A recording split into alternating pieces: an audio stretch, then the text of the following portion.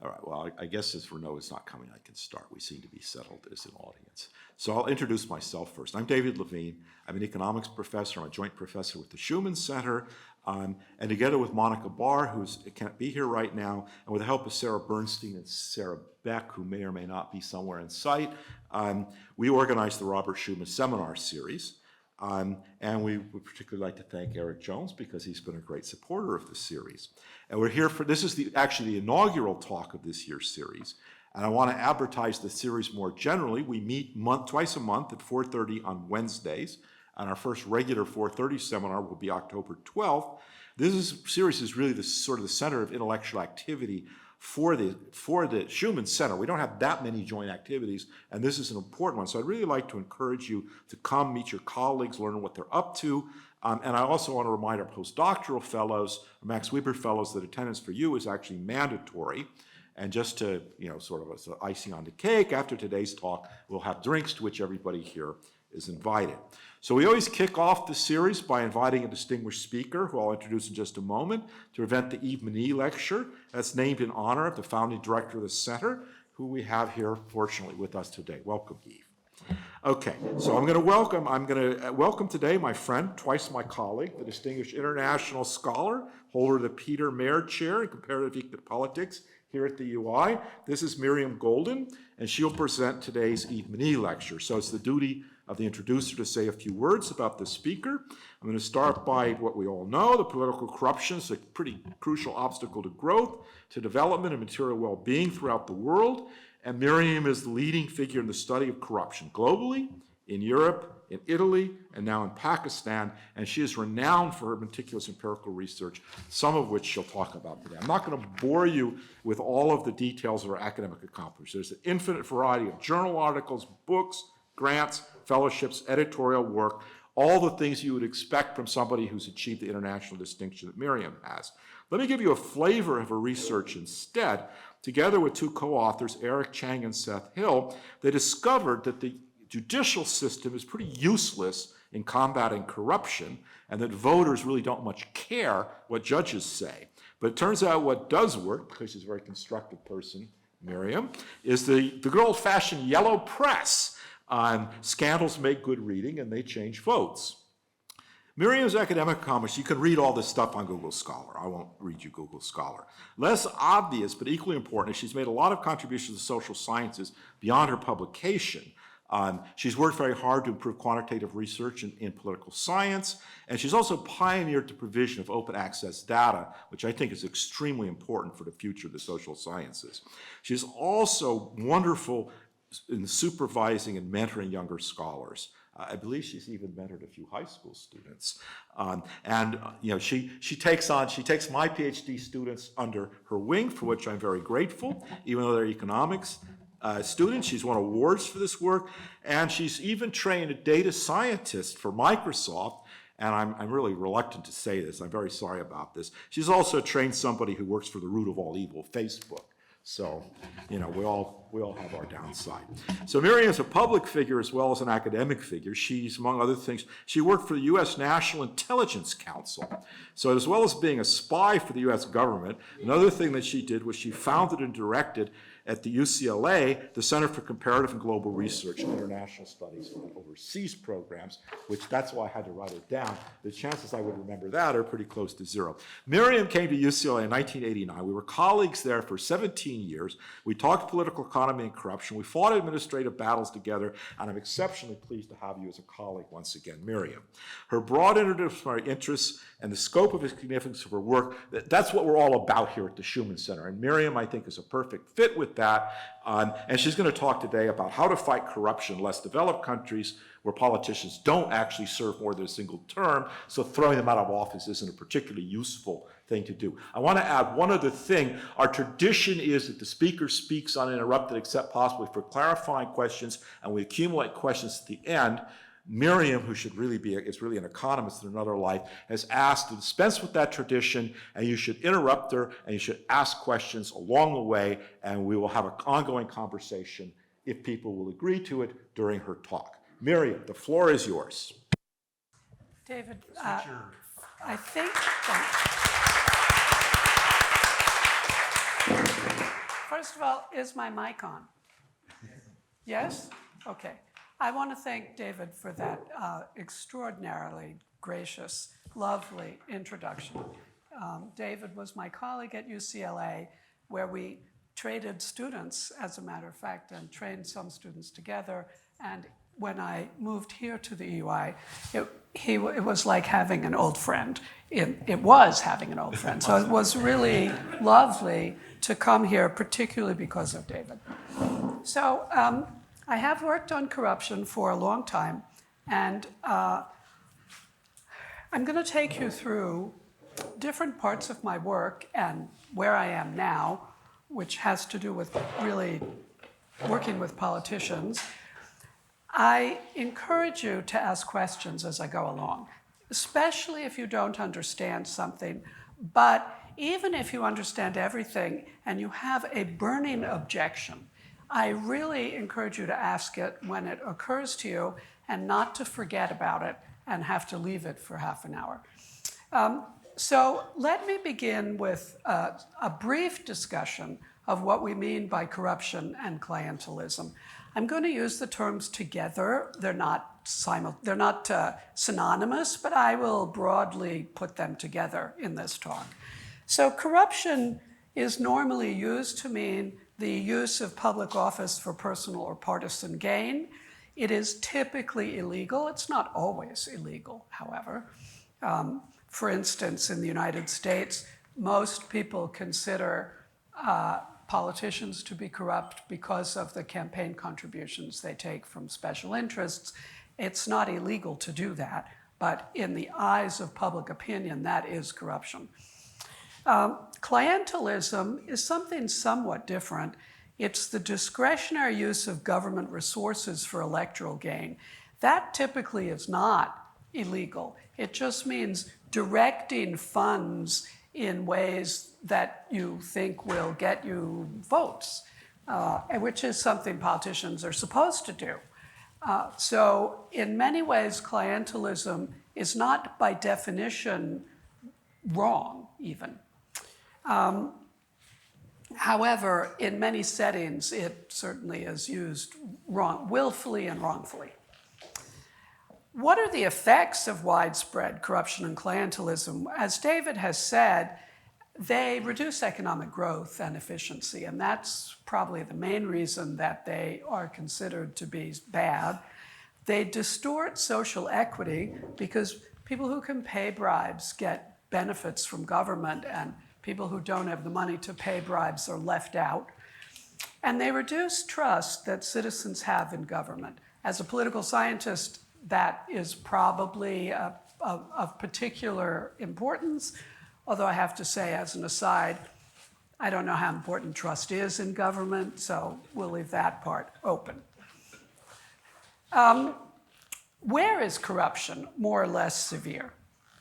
You may know this already, but this is log GDP, so how rich countries are. Here are the rich countries, here are the poor countries. And this is an index of corruption perceptions. So the index is inverted because it is normally scaled in a way that is not intuitive. The index is based on surveys of experts and business people asking them which countries they think are corrupt. I'm not very convinced that that's a very good measure. However, I guess that if we look at it and say, yeah, Malawi is more corrupt than Ireland, you don't, pretty much, that sounds right on average, right? Now, there are lots of types of activities that make up corruption, and Ireland has some corruption that is quite visible in some limited areas, just as Luxembourg may well have some corruption that is visible in some limited areas. Nonetheless, let's say it's not someplace like Yemen, where nothing moves without some kind of corrupt transaction behind it. So, setting aside our concerns with the index, not a great index, it still tells us, I think, something important. Overall, there's a lot more corruption in poor countries than rich countries. The national development or economic development is probably the main single determinant of corruption. As countries become wealthier, there's just less need for corruption and fewer incentives, and the rule of law blocks the use of corruption more effectively. So in all kinds of ways, corruption declines. I'd be happy if you want to argue with me about this or discuss it. I would just indicate that, of course, the problem with a graph like this is the issue of the direction of causality, right? Maybe these countries are rich because they aren't corrupt. I'm somewhat doubtful, but it's nothing to tell from the graph. Absolutely not. You can't tell anything about causality from the graph. This isn't making a causal statement. It's just making a statement, a where statement. Where do we observe more corruption? We observe more corruption in the world's poor countries. Yes? One of the issues of especially the CPI is that it leaves aside completely political economy of corruption. So it asks petty corruption, and it doesn't factor in the corporates, the big ones that go around globally and corrupt on the ground. So it's more, there's no flow idea behind it. So that's not more asking on the ground people what they perceive of national public officials. That's not completely clear to me, and the reason is that many of the surveys that are used to create the index are surveys of business people doing business in the country where they don't know if somebody has to pay a bribe to get their kid into school. They know if their company has to pay a bribe to buy a piece of land.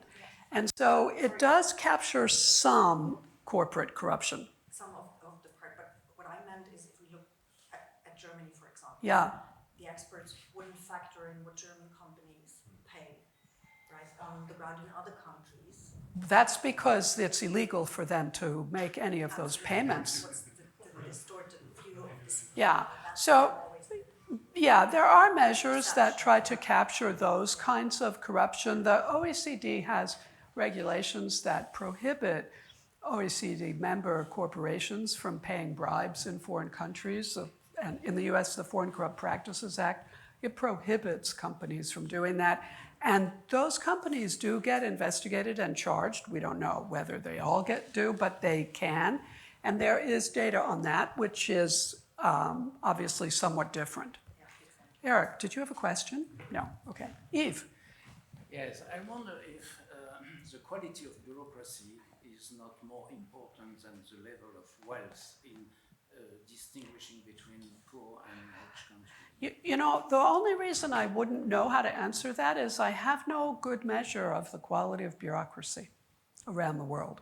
Whereas it's pretty, we all pretty much believe that measures of GDP per capita are pretty accurate, not completely. There's no measure I know of the quality of bureaucracy. It's sadly lacking, and it's clearly very important. There are measures of rule of law. They're about as subjective as the Corruption Perceptions Index, and so it would be hard to use them, I think, in this setting. So the quality of the bureaucracy is clearly extremely important, but without an objective measure that we can use around the world, it's hard to say much more than that. So let's just, all right, we agree corruption is more severe in poor countries. It's more severe in countries where the civil service functions less well. It happens that, as far as we know, the civil service tends to function less well in poor countries. It takes quite a bit of money to build an efficient bureaucracy. So what are the underlying structures and incentives? This is not going to be complete. I'm just going to tell you a few things. Citizens don't like corruption or clientelism, even when they pay bribes. Even when they are they have to enact corrupt behaviors because they're part of systems where corruption is essential to daily life, they don't like it. And they don't like politicians who partake of it. So there's a lot of public opinion data showing that citizens object to corruption. On the other hand, if citizens don't like it, where do corruption and clientelism come from? Well, you know, somebody's making out with that. Like some politicians somewhere are tolerating or promoting or endorsing, allowing corruption and clientelism. It's not always the same politicians. It's not always to the same degree. It's not always in the same way. But where you see widespread corruption, public authorities are inevitably involved. Where corruption and clientelism are widespread, they become self-reinforcing, meaning it's very hard to stop them. So let me give you 2 examples of that idea. If I were an economist, I'd say they are in equilibrium, but I'm not an economist, so I can't use that term. Here's an example. Vote buying. Vote buying is when candidates for public office give gifts to voters, hoping or expecting that the voter will then vote for them. Often the gifts are just cash, but it doesn't have to be cash. It could be whiskey or rice or a pair of shoes. In settings where candidates distribute a lot of stuff before an election, candidates who don't distribute gifts are considered like, you must not be serious. You must not really be running for office. You're not going to take care of me if you get elected, and you're not going to have the means to help me. So you're not even in the running. It means that if you don't participate in that behavior, even if you object to it, you're not going to be considered credible. And that reinforces the tragedy of having to engage in that kind of activity.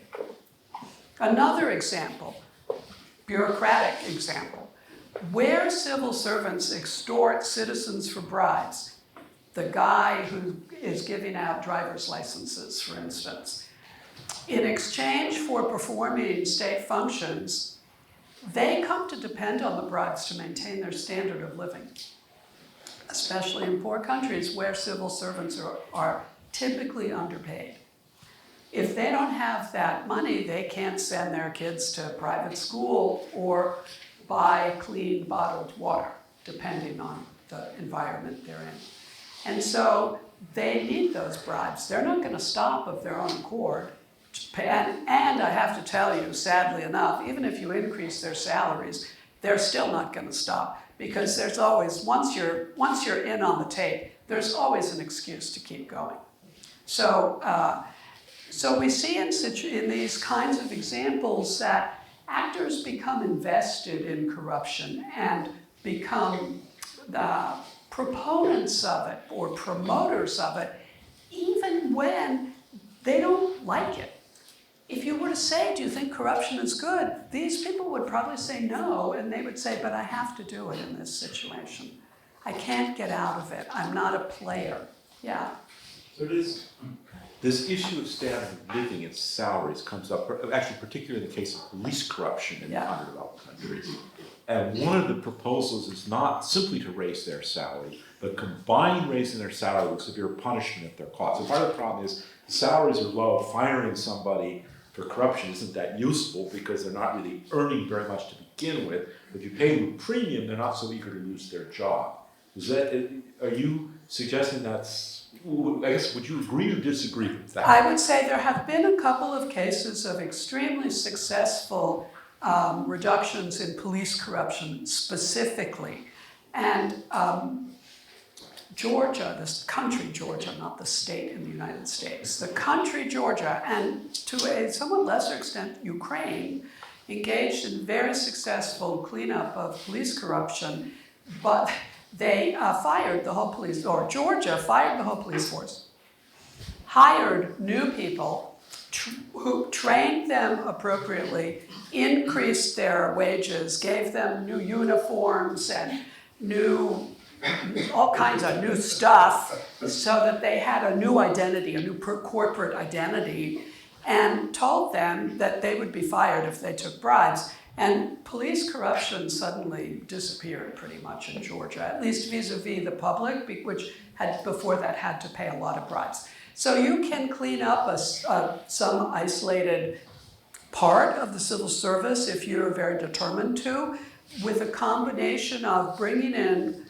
new people who are not accustomed to taking bribes, giving them an adequate salary, and setting up severe monitoring and punishment mechanisms.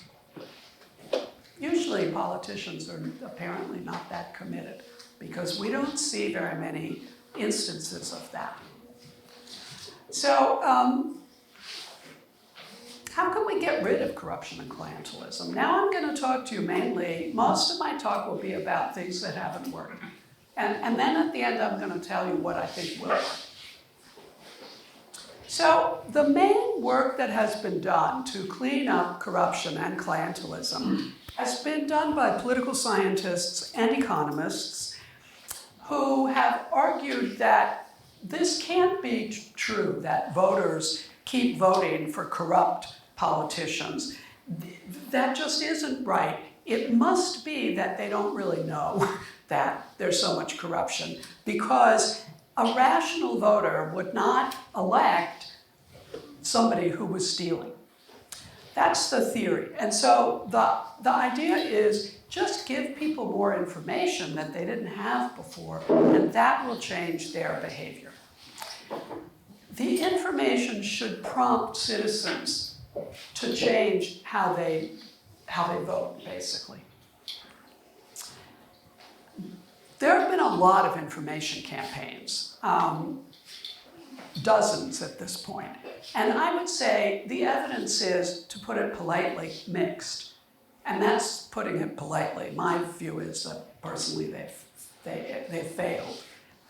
There's like 2 studies that show that giving people information helps, and then 20 studies that show that it doesn't. Why? Because voters do not reliably reject corruption, even though they don't like it. They're not necessarily going to vote for the less corrupt candidate. Why? Well, because a vote is too blunt an instrument. That is, the vote is meant to do multiple things. The vote is meant to both select a good guy, like, you're not corrupt, and you're horribly corrupt. I should want you, but I also want to sanction poor performance. You're really corrupt, but wow, you brought home the bacon. My district is doing well. There's a new bridge and a new hospital, and so I think I'll just keep voting for you anyway. Well, you can't do both things with one vote, because you're going to end up needing to vote for more than one person, and that's not possible with one vote. So the vote, by definition, isn't very good if you want it to both encourage policy responsiveness and pick good people to be in office. And that suggests something else, that voters, of course, don't like corruption, but there are also a lot of other things they don't like and like. Corruption isn't the only thing they get benefits from or not when they interact with government. They care about other things. They care about policy. They care about the ethnicity of the candidate, perhaps the gender of the candidate, perhaps the tribe of the candidate. So they can't care about all these things at once and make corruption their priority. Let's put it that way. We see very few cases where for voters corruption is the most important thing. Usually other things dominate. So information campaigns tend to be ineffective for a variety of reasons. That is one complex set of reasons. Another one is, of course, for an information campaign to work, you have to have a candidate who's incredibly clean that you can vote for, and typically in many settings you don't. So empirically, as a result, around the world we see voters again and again and again re-electing corrupt incumbents, even when they're known to be corrupt. We see people get reelected from their jail cells all around the world, not just in poor countries, even in the US. Julie. I have a question about these information campaigns, specifically the experimental studies done in this realm. I feel very often these information campaigns, the information is presented by some kind of NGO, and very little by trusted information providers within the society, such as media and so on and so forth. Isn't that the problem, that very often people just do not trust the source? I don't think that's the problem. No, I think that there have been a lot of different kinds of information campaigns. Different kinds of information is distributed. Sometimes it's so-and-so is corrupt. Sometimes it is something else that is relevant to that kind of issue. And the source of the information has been varied. In some cases, the source is some good government NGO that may or may not be credible, but in other cases it is simply information that is objective metrics of the person's performance while in office. For instance, does the guy even bother to show up in Parliament? Scorecard type information is often used. We do see that the people who are most corrupt are actually also the ones who don't even bother to go to Parliament and vote very often, let alone speak in debate. And so that kind of information is very objective, very credible. It also, I would say, does not have the kind of effects that you would expect. So I personally do not read the literature saying that the source of the information is the problem. Yes? Yes? If I can follow up, how can we explain then that the yellow press has an effect, that the scandals have an effect? So, scandal, David did say that. Scandals normally don't have an effect. There are very few cases where scandals have an effect. I happened to have studied one, which was the fall of the so-called First Republic in Italy in the mid-90s. A scandal might have an effect if you incriminate enough people and saturate the news with the information over a long enough period of time, and if other things are going on that change some other metrics that voters use to measure how good politicians are, I would say. So scandal can substantially reduce corruption, but it rarely does. Any more questions? So, information campaigns, like I think trying to get voters to clean up corruption, it puts too heavy a burden on them. They're just not the ones that are they're not creating the problem. They are often living with the problem, as they have to, but they're not creating it, and getting them to coordinate. In fact, that question is such a good one, because getting them to coordinate around new candidates is very hard.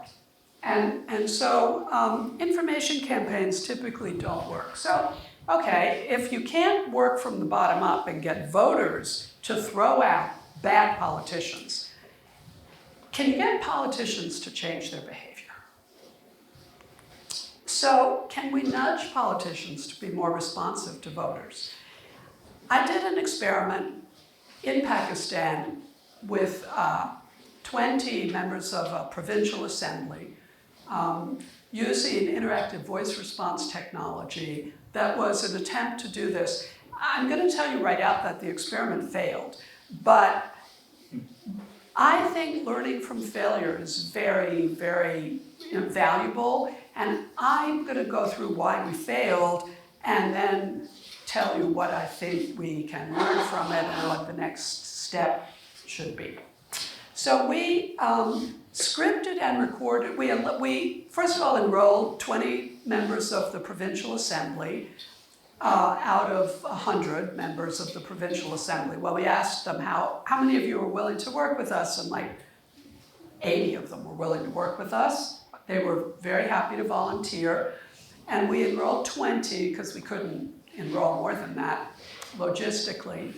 And we had them script and record questions for 14,000 randomly selected households in their constituencies. And we disseminated the questions on mobile phones using interactive voice response technology. Interactive voice response technology are those horrible phone calls you get from your bank, the ones where you go, I can't, and you hang up, right?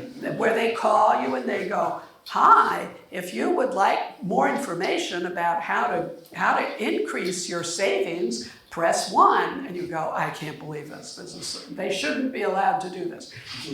So those were the kinds of phone calls, but in a context where people had never been called by their political representative before in their lives, and they were thrilled to be called. So we disseminated questions and we let them respond.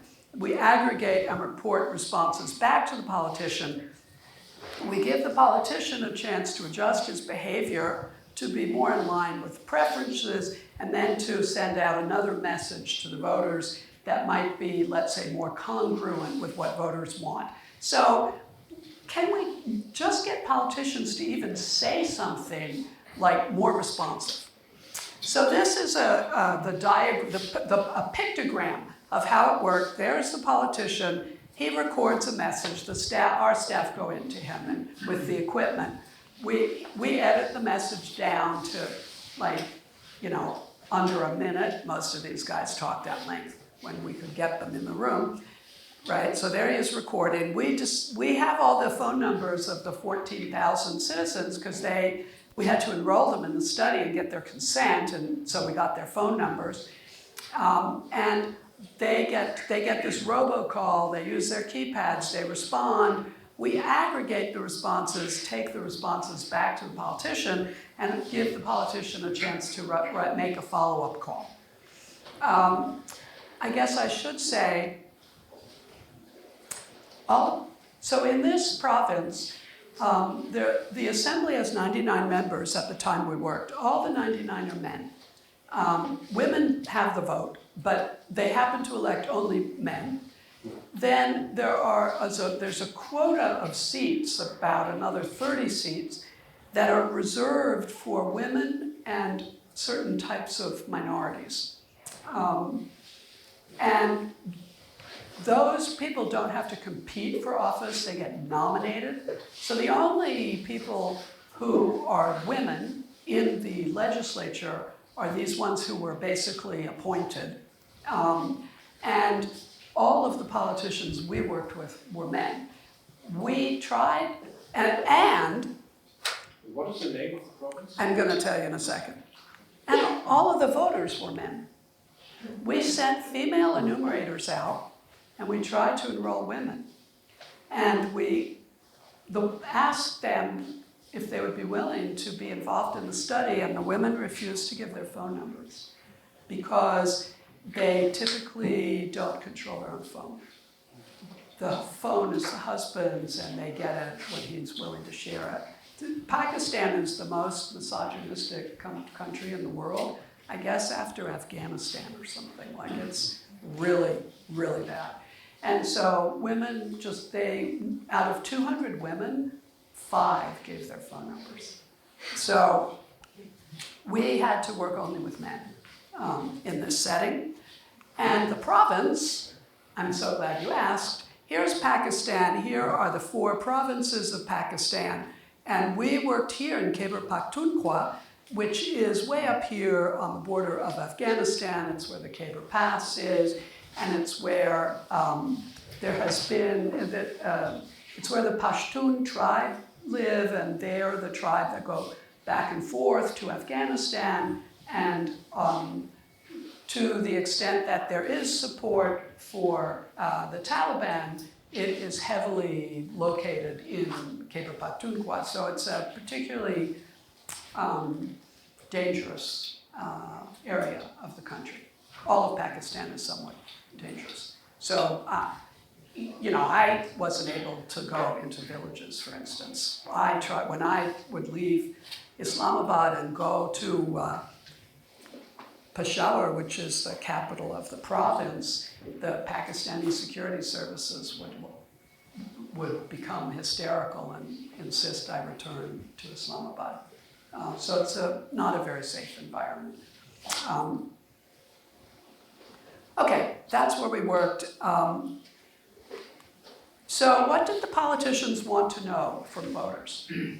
Here's the question that the modal guy recorded. I'm so-and-so, I've done this, I've done that, credit claiming at the beginning, which we encourage them to do. We want them to buy into this. So I built this, I built that. Now, let me ask you some questions. What do you think I should focus on? Health and education? Press 1. Development works? Press 2. Legislation? Press 3. If you didn't hear me or you can't decide, press 9 to hear again. So I would say basically, or let me ask you, if you got these questions, what would you press? You'd press, somebody here says 1, health and education. Yeah? What would you press? Yes? 1. 1? Yeah? 2. You'd press 2. I mean, I'd be super confused. I'd be like, what do you mean health and education versus legislation versus development works? Like, these don't sound very mutually exclusive to me. I'd be like, wow, this is really a bad question. So I want you to bear in mind that these guys did not ask very good questions. Most of them, yes. What was the motive for saying I've done this in the past years? Why would they want to credit claim? No, what was the motive for them saying I've done this in the last 9 years? Why did you prime them with their track record? I'm sorry, Why at the beginning do you say? That's what they wrote, the politicians. They wrote, the first thing they did was to say, I've built a road, I've built a school, I have done this and done that. Now, what do you think I should do? Okay. These are the questions that they are scripting and asking of voters. I'm just wondering was that something they could choose, or was that something that you... So you mean when you designed the experiment, why was that an option for them to... Why couldn't they just say, I am X and I've been working as your MP for the last 10 years? What would you want me to focus on? I see. Okay. Politicians everywhere, starting in the US, are known for their ardent desire to credit claim. They like to credit claim. They want to be able to say to voters, here's what I've done for you lately. Because that's very important in getting voters to acknowledge that they should, that they've been a good representative. So we wanted the experience of working with us to be one that was, for the politician, congruent with his own electoral aims. We didn't want him to think doing this is just a waste of my time. Why should I do this? We wanted him to think that he could use this maybe in a way that would allow him to try to get reelected. And so we gave him space to try to craft a message that would be useful for him politically. It was a bribe for the politician. It was meant to be a, I wouldn't say bribe. I would say I don't think that you can work with politicians if you ask them to do things that are not in their interest. They are very busy people. You need to go to them with something that not just helps you, but helps them. So, we were aligning their views with ours. Okay. We studied whether the intervention changed the number and types of voters who communicated directly with their member of the provincial assembly. whether the subjects who received a follow-up call liked their MPA or his party more. So is this effective as kind of electioneering? And whether subjects, here's the, I think, important thing, whether subjects who received a follow-up call were more likely to use what I'm going to call here accountability criteria when evaluating the MPA's performance. That is, are they going to continue to vote on the basis of clan and kin, which is how the vote is typically organized there, or will they begin to try to evaluate how good a job the politician does while in office? Yes? So is this a constituency system, or do they have more than one MPA representing? It's single-member districts, yeah. So you're only voting for one person, only one will be elected to represent you, and so it's, you know, it's pretty, you know who your representative is, and you're gonna, and what he does has an impact on you. Yes? Two things. First, it seems like these outcomes don't have to do with corruption. This is about whether politicians are delivering the goods. But they Correct. corrupt and also deliver goods. Correct. This does not have to do with corruption, it has to do with more, let's say more broadly, with accountability and responsiveness.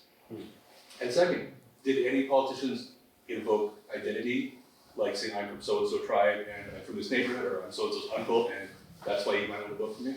Is that allowed? Yeah, it's in India. It's not allowed. You're not allowed to state your caste in India. In Pakistan, Pakistan is a 99% Muslim society. There are no castes in the same way there are in India. And no, politicians did not invoke their tribe. And they all used Urdu. All the recordings were in Urdu, which is the national language. They did not use local languages that might be tribally significant. So to the extent that there is tribal differentiation in the districts, in the constituencies, in this province, any politician would have to appeal to more than one tribe. So in that sense, does it mimic the kinds of campaign materials they would normally use in real life?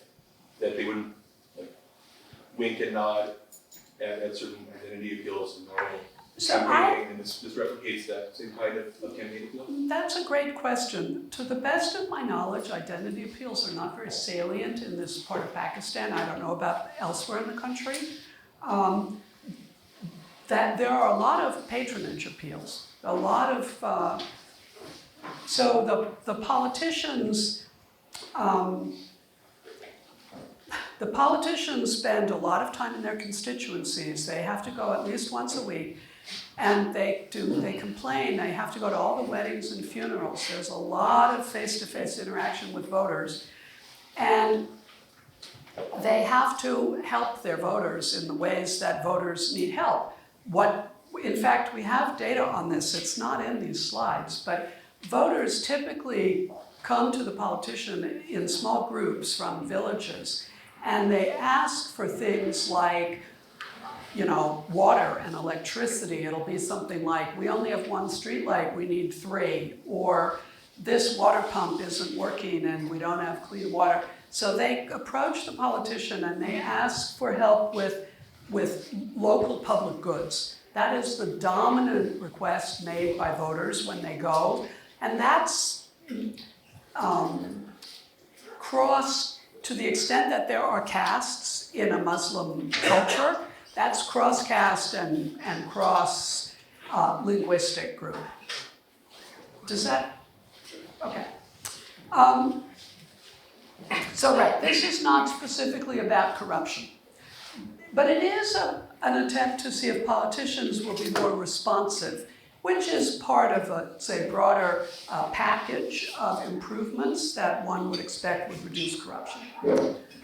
Did the intervention succeed? No. Why not? Well, it turns out, we discovered this only afterwards, the MPAs were already in direct communication with a relatively representative sample of households. We thought, having read a lot of political science, that these guys were responsive only to small elite.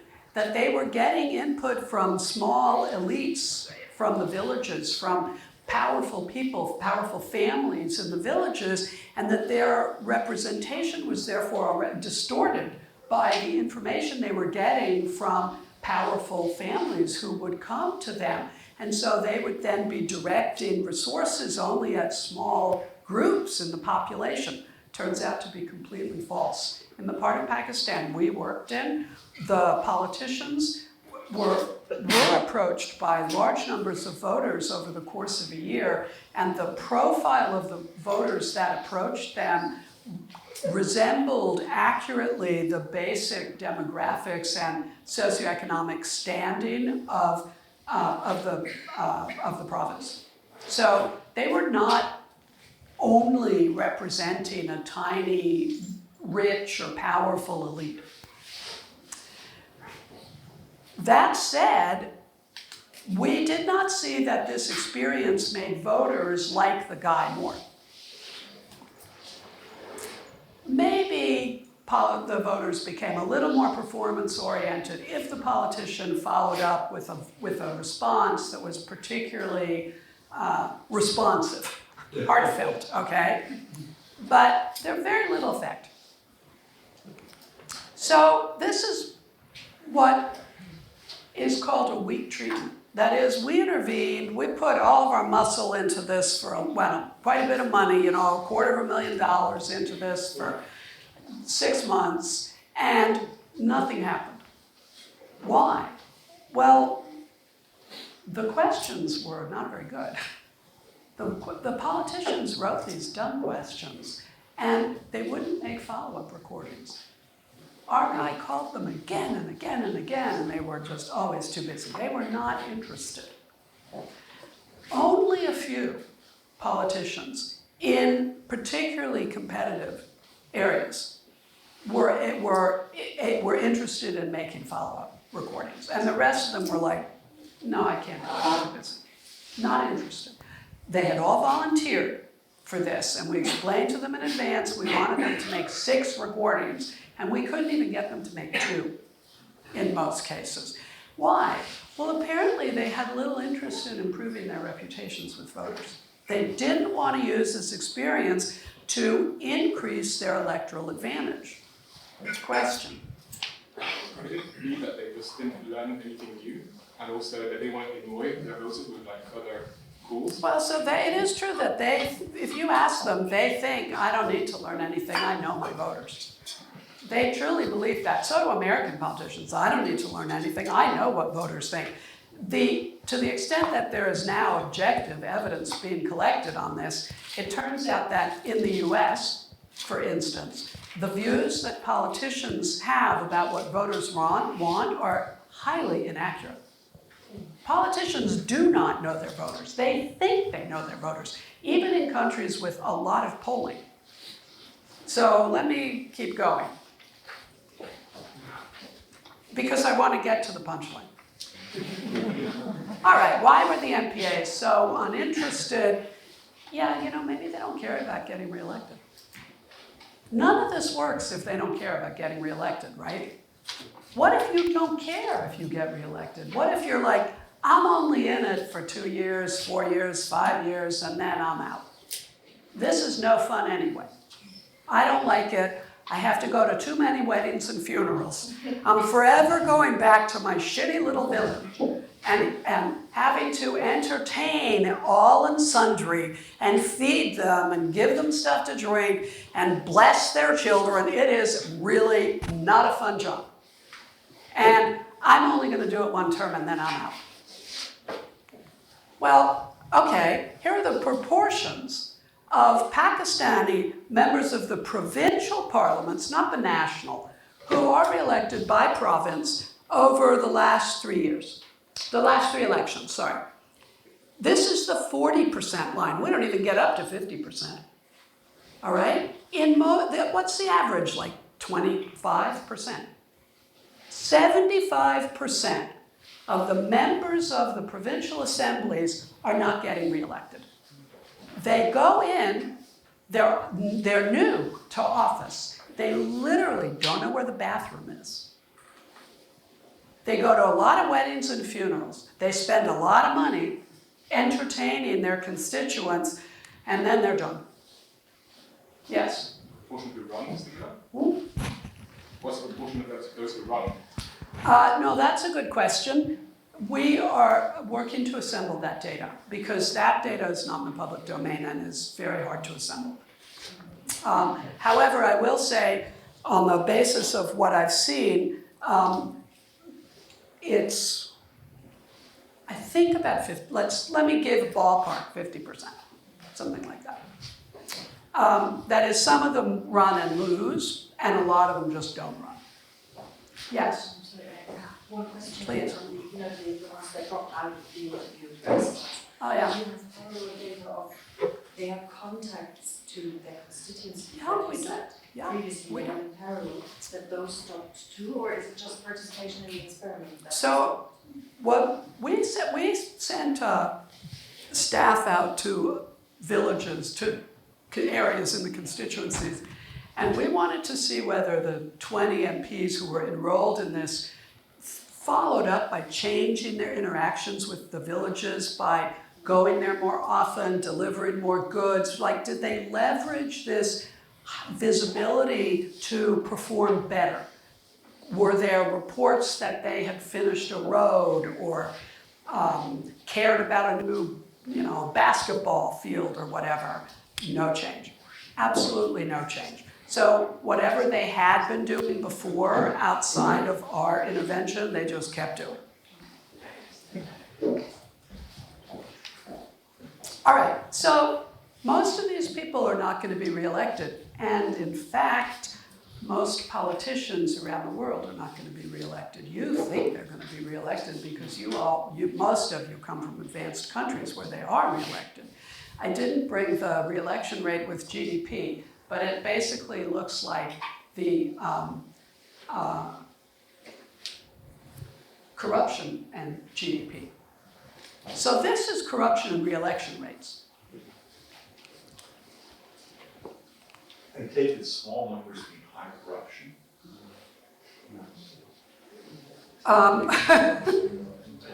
Let's see. Well, we have No. New Zealand. Yeah, I'm sorry. I forgot to invert it in this case. I'm sorry, I forgot to invert it. Yes. So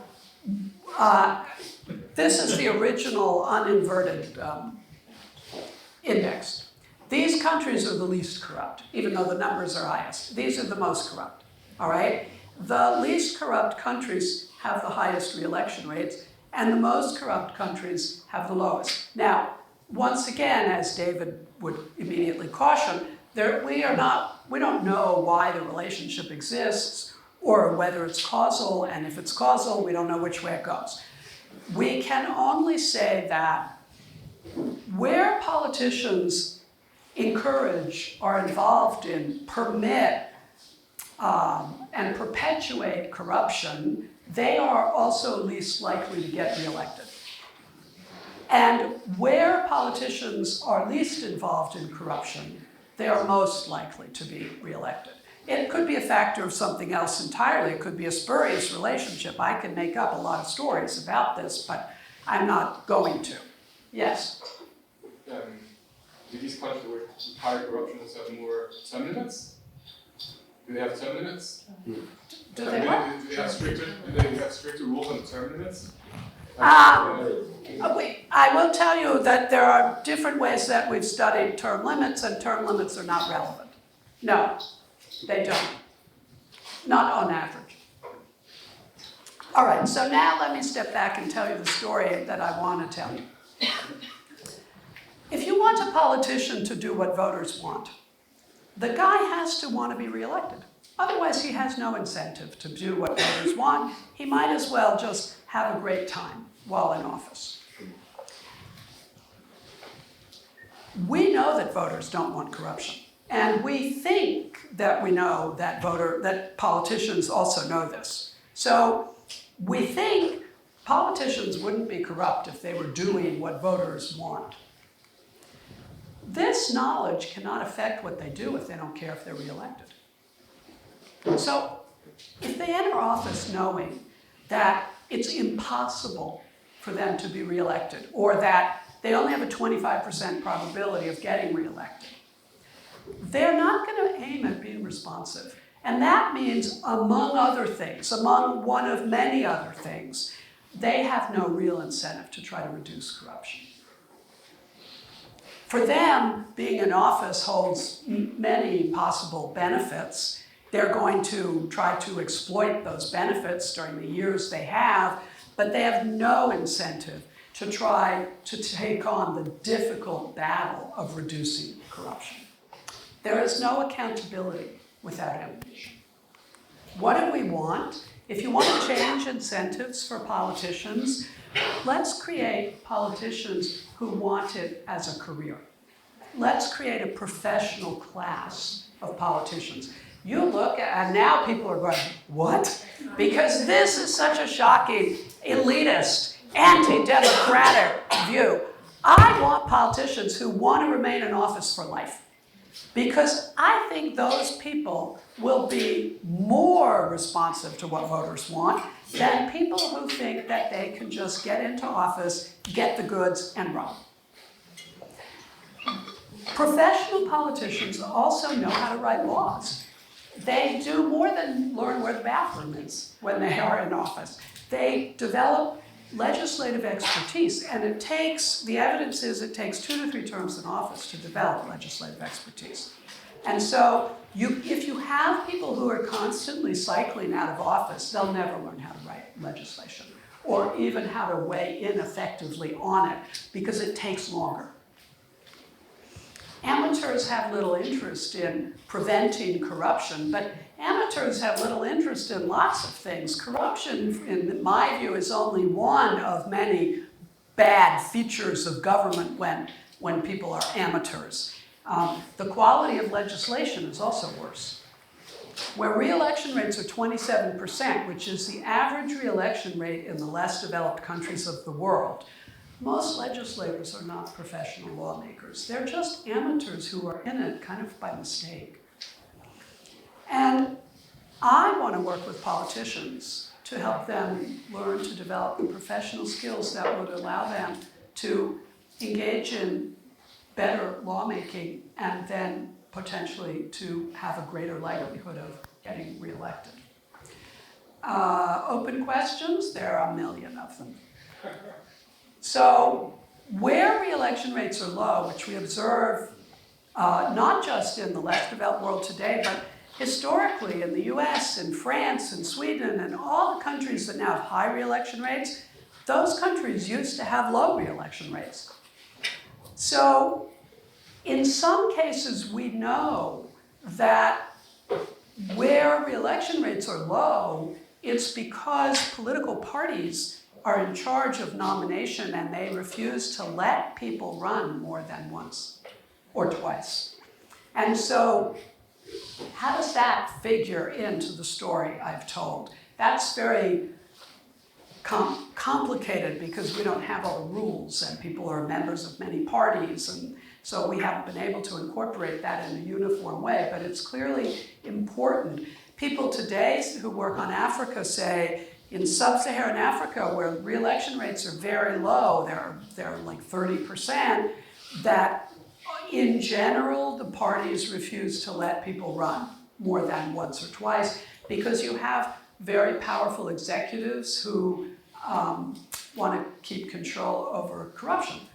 They don't want to have to share the spoils. Is there an upper limit beyond which an incumbency advantage becomes detrimental to responsiveness? So in the US, you hear a lot how awful it is that politicians serve in office for so long.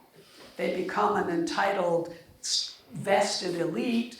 They are no longer responsive. We should impose term limits. It's so bad if they're in office all the time. The fact that I think people should serve in office more than 1 or 2 terms doesn't mean I think that they should serve in office till they drop dead. You know, maybe there's a maximum beyond which it's too long. I don't really know. But there's a lot of public opinion in the West that is against allowing people to serve indefinitely.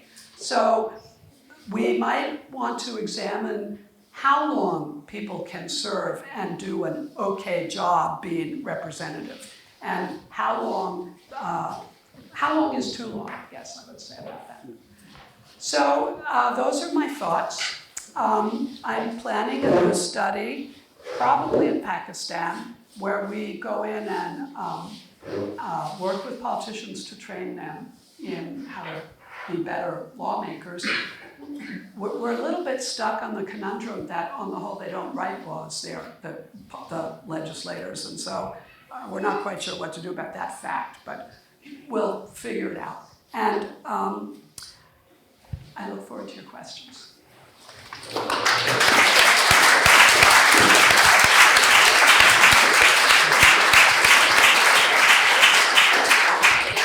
Okay, I'm going to revert to standard rules at this point, which means we'll take questions 3 at a time. And I will also ask those of us who ask questions during the talk, please give other people an opportunity to talk now, ask questions after the talk. I'm going to try to go, and sorry for the people in the back, but I can't see you very well. I'm going to try to start from the front. If you don't have a question, don't feel obliged, but I'm going to kind of go around so I can try to systematically get people. So start in the front. Eric? Yeah, thanks, Miriam. That was really interesting. I guess I have three different questions. One is about electoral system design, because it seems as though you operate under the assumption that the candidates for election are actually accountable to the people who vote for them. But in a big multi-member district, that's probably not the case. So I'd be curious how that works. And the other is about campaign financing. Who actually has to raise the money for the campaign probably has a huge impact on both their re-election possibilities and their attitude toward corruption. And then the third is legislative competence, because you're working with these parliamentary assemblies at a very local level. I wonder how many resources they have to distribute relative to national politicians. I'm going to take 2 more and then. So then you have to give me a pen and pencil, a pen and paper. Okay. Now I have, okay. Your question? Yeah? You're next, yes. So, I mean, I actually also have 2 questions. One is a very banal, obvious question. So, you know, your statement, your final statement is quite shocking, actually. And, you know, the banal question is, I mean, what about Putin? What about Viktor Orban? You know, their example of professional politicians who've been there for a long time, and at the level of corruption is quite right.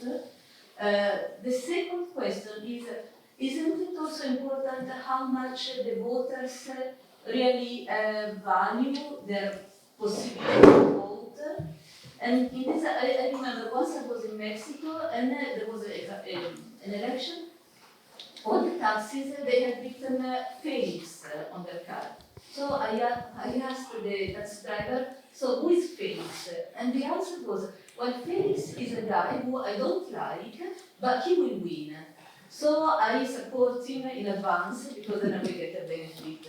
You know? So actually, that is also, in a very corrupt environment, the value of the vote is also quite minimal, and the freedom of the voter is probably also affected. Okay. I'm not going to take a third person at this point, and I'm also going to impose the further restriction. I should have done this before. 1 question per person, please. Okay, but I'll let you respond. You have 3 of the 5. Respond to those. I think that's Eric, your first 2 questions were, what about the electoral system and what about public financing? And we have looked at those phenomena to the extent we've been able to the extent that there is some cross-national data. Obviously, there's good data on the electoral system. There's no data on public finance, on where campaign money comes from. I would just say that the patterns that, in terms of re-election, that we find that re-election rates rise with economic development, those are invariant to electoral system and, to the best of our knowledge, to funding sources. Your third question was? It's okay. It was such an important one, but okay. I have to have dinner with you and tell you some other time. So professional politicians can be bad guys. Yeah, of course they can. But my argument is not that professional politicians are all good, and certainly somebody who is holds executive office and then commits massive electoral fraud to retain office, such as Putin, has little reason to be responsive to voters. My argument is that amateur politicians cannot develop the kind of expertise that would allow them to be good. And so, of course, there are risks to having professional politicians, like committing electoral fraud, but I think there are greater risks to being governed by amateurs.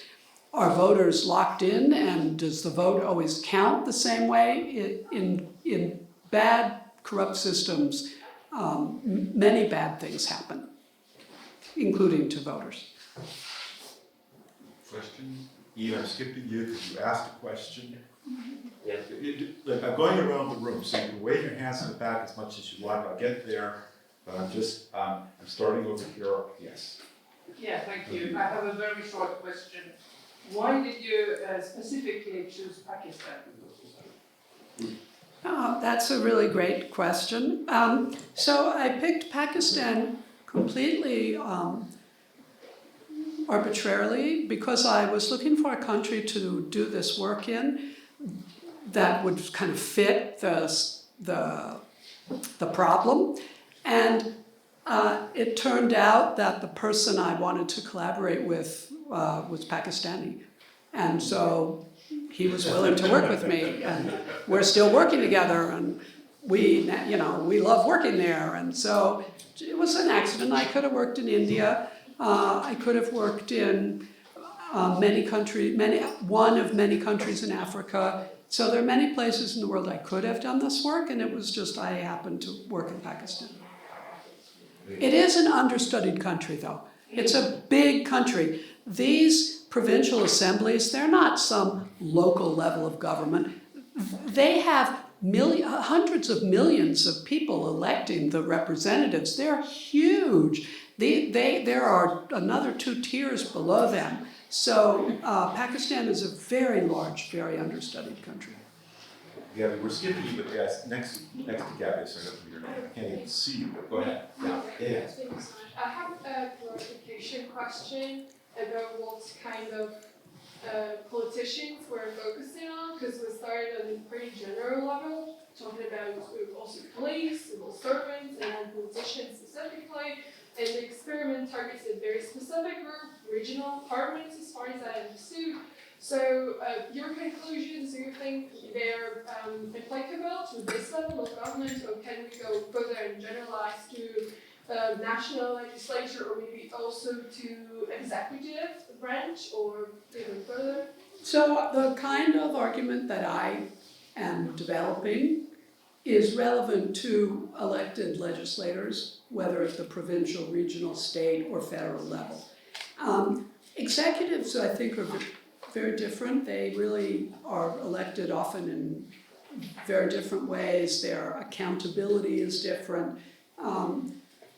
And so I don't think the problem with executives is that they're amateurs. By the time you get to be president, you're definitely a professional. But I think the problem of having Donald Trump. Sorry. Okay.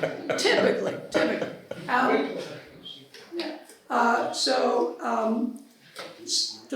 The problem of turnover that I have looked at is of members of national legislatures. Okay, we're moving. Exactly, that's in there. Yeah. I have a question on understanding that maybe. Again, really, we have to be very disciplined about this. I'm sorry. There's a whole audience of people behind. I really have to move. You have a question? Yeah, sure. I wanted to get your opinion on something that is not related to your experiment, but it's related to the big question that we get from there. And that has to do with regulation and being able to fulfill the things that regulation imposes on you. So many times corruption is basically greasing the wheels, And in that, politicians, in being corrupt, they fulfill some function in that. So what are your thoughts in terms of regulation and also being able to do achieving those goals of regulation simpler?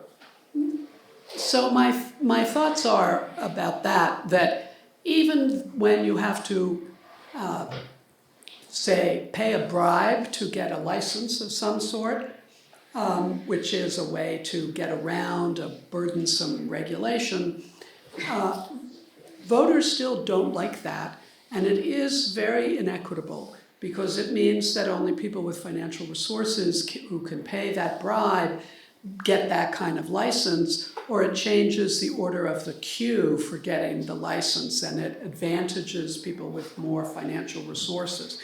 I would say the way to fix that problem is to do away with unnecessary regulation.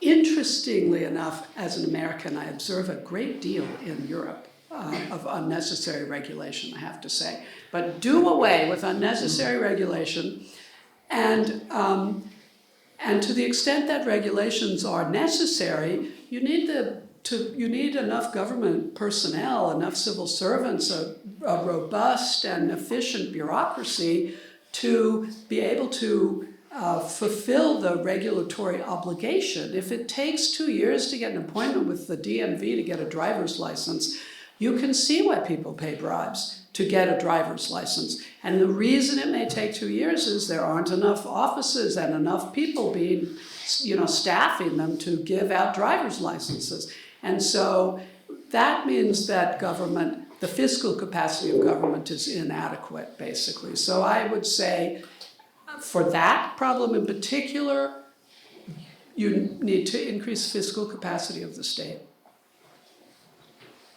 No, we're still in the front, the second row there. I can't see. Question? Mark, I guess not everybody has a question. I'm going to move around. Question? Yeah. No, we're in a different row. Here. Okay. There are rules in Europe. So I'm going down rows. It's the only way with a possible translation. Okay. So about clientelism, I wouldn't agree that it's a form of responsiveness because it caters to a part rather than to. Absolutely, I agree. Yeah.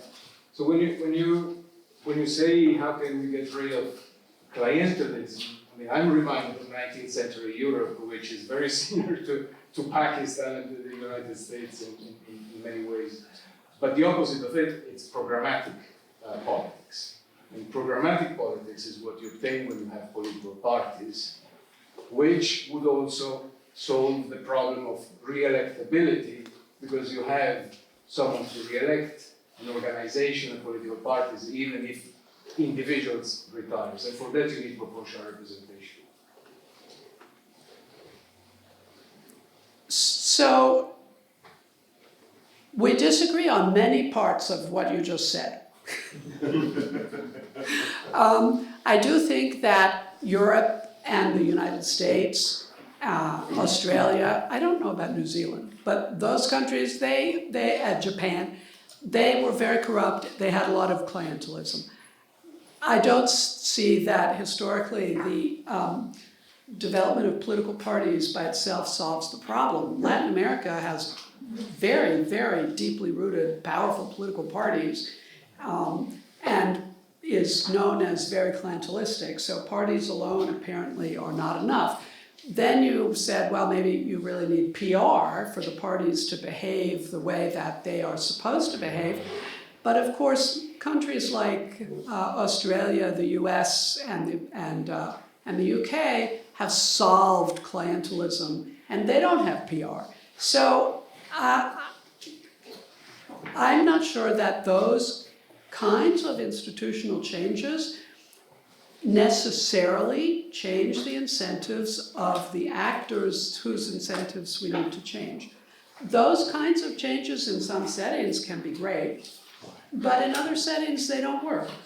And so I would instead focus on the politicians who are doing the bad things and try to figure out, well, in that setting, what do I have to do to get them to focus more on the long term, to get them to be more programmatic, and to get them to try to buy fewer votes and be less clientelistic. And I think that is going to vary despite the macro institutional setting of the country. Yeah, I think what you mentioned about the role of the parties is very interesting. And I just have a question about so as a long-term politician, so I'm not looking at the election, why would I showcase my amateurship towards voters? If I'm an amateur politician, I might not have as much influence in the assembly. What would be the incentive to at all showcase this by kind of trying to be responsive?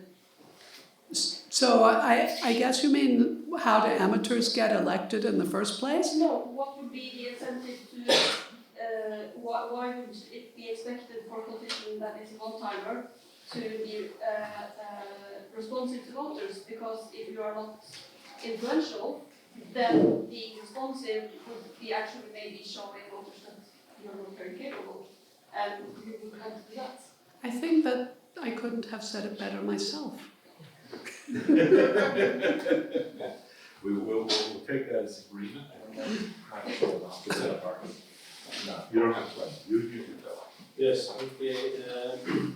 I have a very skepticism related to the overemphasis on the role of politicians. We know, taking into account the distinction between ground corruption and bad corruption, I don't think we know that both clientelism and corruption are supposed to be informal institutions, and depending on the country, very powerful ones. Okay? And therefore, the question relates to the role of politicians in situations where politicians might enjoy, let's say, up to a point, aspects of ground corruption, such as financial campaigns, etc., and being reluctant to take action with regard to bad corruption, everyday life corruption.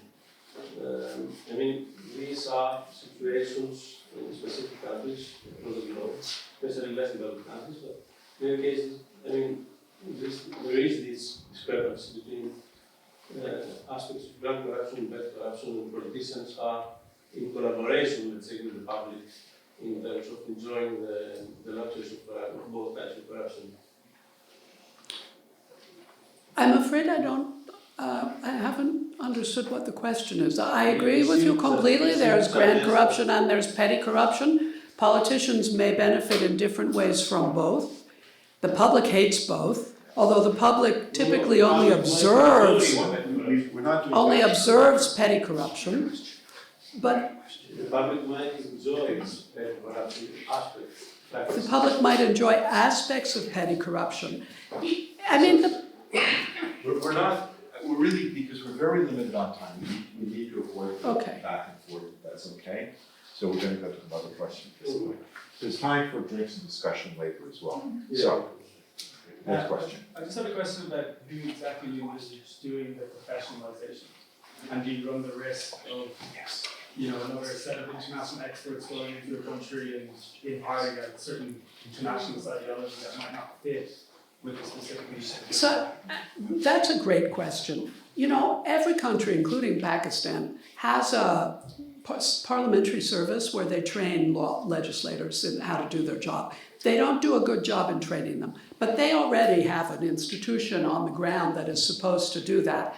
I would guess that what you would want to do to train legislators better in countries where they don't have a lot of experience is to beef up those organizations and allow them to use their own indigenous local knowledge and have more resources and also some international help. But organizations like that are already pretty connected internationally. They go on tours of how to train legislators. They go and visit their counterparts in developed countries. There is an embryonic structure that is already there. I have a question maybe on the other side of the coin about the actors that pay the corruption, who pay the bribes, and who are the actors, either the small ones or the big corporations. And in that case, maybe for me the debate is always focused on the public actors who are corrupted, but actually the others who make corporations in Africa and Asia who are big multinationals that we should maybe punish, maybe So I completely agree that it is, in many cases, corporations that are financing corrupt candidates and allowing them to be reelected because they have specific corrupt relationships with those candidates. And breaking those ties is a very difficult separate problem. However, exposing those economies to international competition can be helpful in that regard. I was wondering whether there could be a problem with the way the question was phrased, like whether the question induced answers. Is this something you consider at all? Like, are there control questions in your survey?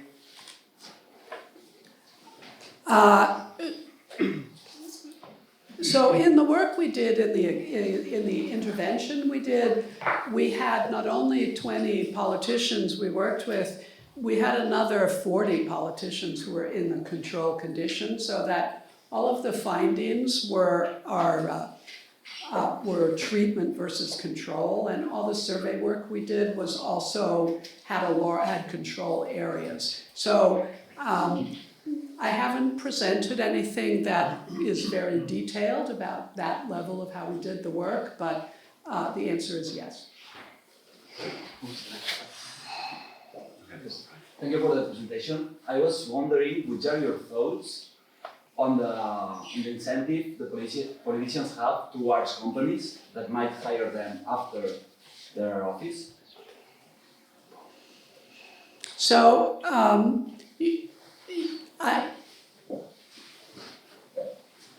so that would mean what? That politicians will want to do the bidding of companies that they could go and work for afterwards? Yeah, so they want to set up a good example, not only for people who could vote for them, but also... So I think that might be true. I think it's perhaps a different question or somewhat different than looking at the re-election, whether politicians are professional or not. Even professional politicians like to go work for companies afterwards. We see that in France, we see that in Japan, we see that in the US. And so they gain, their professional contacts allow them to move easily into industry. In fact, people like that ought to be less valuable where they don't have a lot of experience in the legislature. So So earlier you said the more wealthy the country, the less likely that the politicians will be corrupt. But then later on you also stress the importance of having a really healthy system, a competitive system, and a professional class. What is the difference between having a rich country than having a more, I suppose, systematic electoral process? I can tell you what the difference is.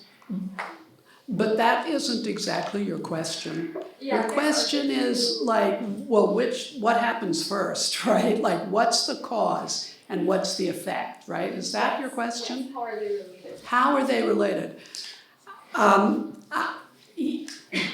So that's a complex question I cannot answer. I don't know how they're related. You know, having the money to be able to do things efficiently and effectively, having fiscal capacity of the state really matters a lot. But having politicians who can get the job done matters a lot. If we look at American history, when did the US develop a professional class in the legislature? It was actually well before the country became as rich, you know, before it entered into its period of most intense industrial development, but the two phenomena are very closely related. Okay, My question is, how can we fight corruption in a country without rule of law, in a country where we have a culture of impunity, where a code of silence still exists when it comes to the corruption cases, and there is no accountability because there is no accountability. So, my suggestion would be that you need to work on creating a political class that is interested in respecting the rule of law. And sometimes those people are not already in office. Sometimes that will mean working with outsiders who want to enter public office and improve things. And there is a little bit of work on challenger parties and how important they can be in changing the political system, but I think we don't know enough about what makes a genuine challenger and when it's just artifice and a way to get elected. Thank you for the presentation.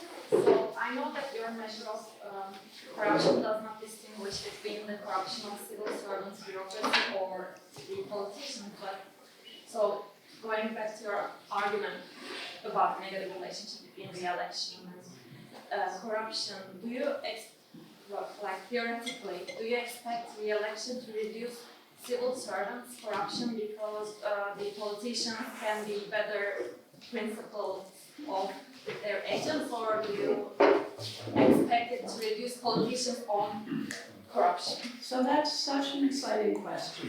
I'm going to answer it by telling you about another piece of work I've done that I know David doesn't want me to speak at length. I can see him going, what about the Prosecco? What about the Prosecco? But so I've done this work on the US historically, looking at the change in re-election rates of legislators in the 50 states. They used to be, they're 50 state assemblies. They used to have very low re-election rates. Now they tend to have pretty high re-election rates, not as high as the federal level. And how do we think about that in relation to the civil service? So there, what I found in this paper that I'm writing is that re-election rates only really went up a lot and stabilized after the abolition of patronage, of patronage and the creation of civil service regulations at the state level. Because David looks completely astonished by this. I am. Yeah, this is really unexpected. Why? Because you thought that controlling patronage would allow you to stay in office. In fact, no. If you have patronage appointments in the civil service, it allows you, if you're an amateur, to rotate through the civil service and back into elected office the way that Abe Lincoln did. You can be a judge, you can be dog catcher, you can be in the state assembly, then you can be a senator. You rotate through those offices because you don't have a commitment as a professional legislator at the state level. And so I do think there's a relationship there. I think that it is probably way more interesting than we have known because we haven't studied it empirically enough. And there's a lot to be learned about studying it empirically. Assume that it would be possible to really create this professional politician. It's not clear to me how at the beginning with cursus honorum, how to create this professionalized people. Assume that it would be possible. What should prevent the creation of a class that could be so powerful to be dangerous, or sometimes more dangerous than corruption? So how do we create professional politicians and how do we restrain them? Is that your question? How do we create professional politicians and how do we restrain them? Yeah. I think you create that. So in political science, the literature says you create them by giving them ambition. That is, they need to see that they can have a career that will develop over time, that will be remunerative and rewarding. And if they don't see that they can have a political career, if they can't expect that, they won't professionalize. So I'm not quite sure how you get that going, but I will say that that is so far what the literature has to say on that question. How do you restrain them? You restrain them through party competition. I'm not saying it always works, but that is how you're supposed to be able to stop them from doing bad things, is through electoral and party competition. It doesn't always work. Then your question should be, well, but why doesn't it always work? But luckily I'm not here to answer that. Actually, I'm sorry to report at this point that we just ran out of time. I apologize to people in the back rows. Yeah, we have questions in here. So What's that? I said all the back rows didn't get I know, I answered. apologize. Can you ask any? We all had questions here. But there'll be opportunity to ask during the course, but we need to stay on schedule, I believe. So at this point, I'd like to thank you, Miriam. I'd like to thank the audience. I'd like to apologize to those in the back row. Thank you very much.